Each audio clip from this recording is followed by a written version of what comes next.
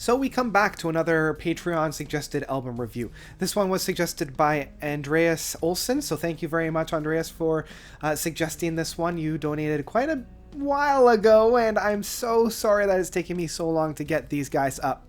Now, this one is actually a bonus one for you because I had taken so long to get these guys up. You had donated back in like January, so yeah, I figured it would be best to, as a sincere apology, give you a second one because you actually requested two album reviews. And this one is Oak's False Memory Archive. You had me live stream their Lighthouse album and I thoroughly enjoyed that one, so let's see how this one compares. Follow me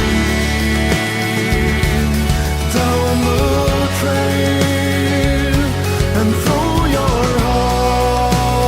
False Memory Archive by Oak. So Oak is a Norwegian crossover progressive rock band. They got their start in 2013 and put out The Lighthouse, which, as I had mentioned, I did a live stream of their album. You can check it out up there if I hadn't already put the little card thingy up there. And when I started to spin this one, it took me a while to really get into it. And even after I got into it, I don't know, this was a very hard one for me to review because at the end of the day, I didn't have a whole lot to say, and this is always the risk that I run whenever I'm doing these types of videos. I feel on the one hand, when comparing these two albums, The Lighthouse and False Memory Archive, I feel like False Memory Archive does have the band maturing a little bit. They're not crutching onto the same starting point of Porcupine Tree and Steven Wilson, but at the same time they're kind of lost in the wilderness and not quite sure where they want to go in terms of a solid identity.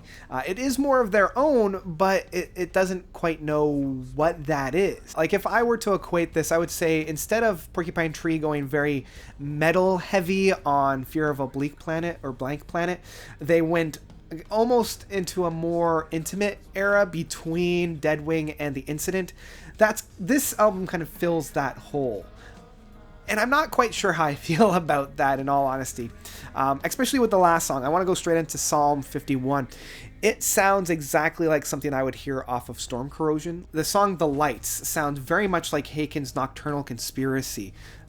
It's almost uncanny. It's not quite as heavy and as metal infused, but definitely that rhythm section. And even the track of False Memory Archives has that same kind of clapping rhythm that we found within Trains from Porcupine Tree.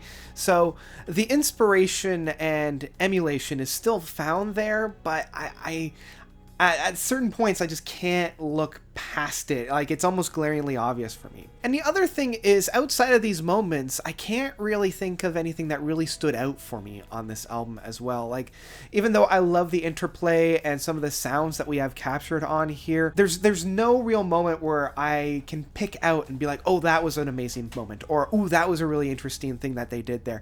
It all just kind of blends together and starts to become background sounds. And it isn't until Intermezzo, which brings about Dubessie's Clair de Lune, which is interesting because the second track is actually called Clair de Lune, but it doesn't, like, as I was listening to it for the first couple of times, I kept looking for that Dubessie sound, but I didn't hear anything of that. But I mean, not all is lost. The Lost Causes is actually a really tasty treat, even though it does feel very much like a song that was kind of pulled out of Steven Wilson's first solo project, The Insurgents. Just with how it's presented, it's building up very slowly, and then it quiets down, and then we have that bow, bow, bow.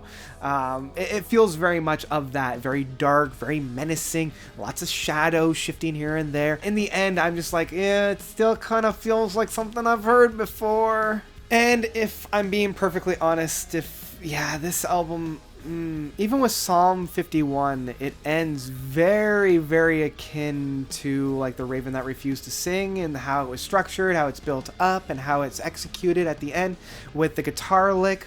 I mean, it's a great ending piece, but it does feel like a derivative of things that we've already heard. If I put all those aside, and I mean, that's a really big pile that I have to kind of put aside, there's still lots to be found on this album. Still has that very dark and haunting and menacing feel, if that's your kind of thing. It feels very much like wandering the shadows at night. seeing things come here and there. So, I mean, it's still a fun time if this is the kind of music that you're into. And if you're like craving for something more on the dark side and Steven Wilson's gotten a little too happy, then this is probably something for you. But for me, unfortunately, it is ultimately forgettable and something that I probably won't be coming back to anytime soon. That's about it for me and the False Memory Archive from Oak. What did you guys think? Did you love it? Did you hate it? Have a listen. I did kind of enjoy Lighthouse a little bit more, if I'm being perfectly honest. There were a few moments on that album that I thought were really, really good. So my advice would actually be to check out Lighthouse first and then come to this album. And yeah, that's about it. So I also need to thank Andreas Olsen again for donating to my Patreon, and I apologize that it's taking way too long for me to get these guys out, but there you go. And that's about it. All right, well, thank you all so much for watching. As always, you guys are definitely the best. And until next time, notes out.